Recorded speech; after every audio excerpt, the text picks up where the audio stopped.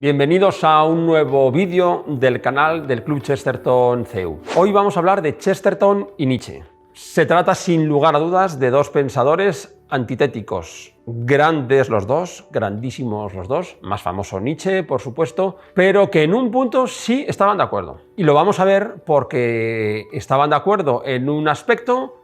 Para Chesterton fue una verdadera maravilla y para Nietzsche fue un verdadero horror. Vamos a verlo. Chesterton tiene uno de sus grandes ensayos llamado El hombre eterno, que es un esbozo de teología de la historia o una visión desde arriba de lo que ha podido ser la historia, pero no solo lo que conocemos como historia desde que hay registros escritos, sino desde el inicio de la creación. Más que desde el inicio de la creación, desde la aparición del hombre de las cavernas. Chesterton jugará con dos cavernas.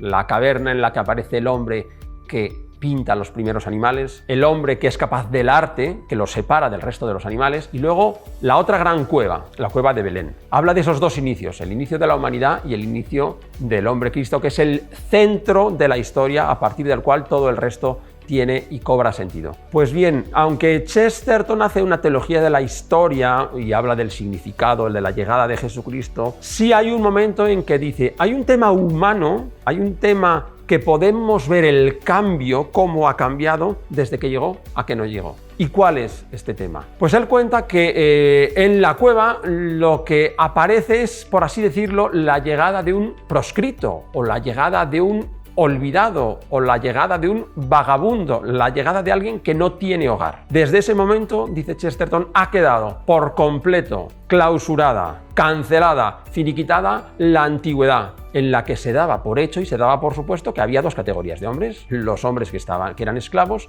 y los hombres que eran libres. En el momento en que son los pastores los que viven fuera del recinto de la muralla, fuera de la ciudad, los que son considerados sospechosos de ladrones, en ese momento quedan borradas todas las diferencias y se abre la posibilidad con el tiempo de la eliminación de la esclavitud, el acceso de la persona, de cualquier persona, de toda persona a la dignidad humana. Es, por así decirlo, la irrupción en el mundo de la igualdad.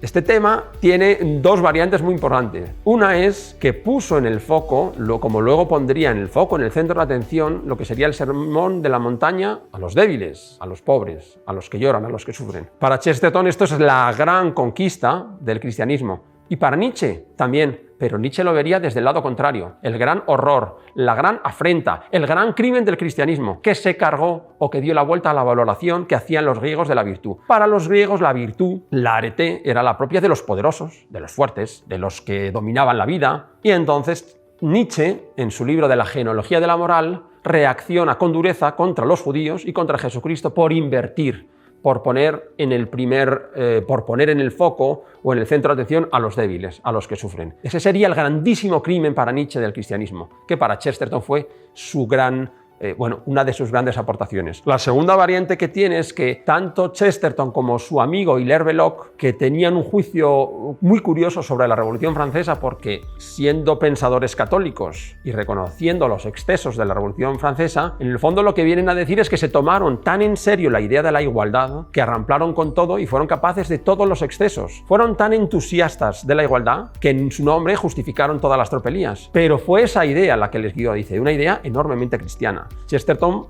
en otro ensayo hablará de cómo las herejías modernas son las viejas virtudes cristianas que se habían vuelto locas. Pues la igualdad era una de esas ideas que se volvió tan loca que en su nombre se cometieron todo tipo de tropelías. Bien, esta idea de lo que hizo el cristianismo, que para Chesterton fue la gran aportación y para Nietzsche el gran horror, es por lo menos un punto donde los dos estaban de acuerdo en reconocer la llegada de Jesucristo, ese punto de inflexión de la historia. En el resto posiblemente fueran antitéticos. Nietzsche abogó por el superhombre y Chesterton él decía que el superhombre le aburría, que lo que más le interesaba era el hombre corriente, el que era capaz de estar sentado, como decía en otro de sus artículos, a las rodillas de la abuela escuchando viejas historias. Eso sí que era para Chesterton un superhombre, no el que iba a dominar o el que iba a arramplar con los débiles o con los pobres o que iba a ser el dominador. Creo que en este aspecto Chesterton supera a Nietzsche, aunque la fama de Nietzsche le supere con creces a Chesterton. Le animamos sobre todo a la lectura de Chesterton, de Nietzsche también, aunque es verdaderamente como si a uno lo golpean uno tras otro. Y si le ha gustado este vídeo, puede darle al me gusta o al no me gusta, porque todo cuenta. Puede suscribirse al canal o comentar, que es lo que más nos gusta.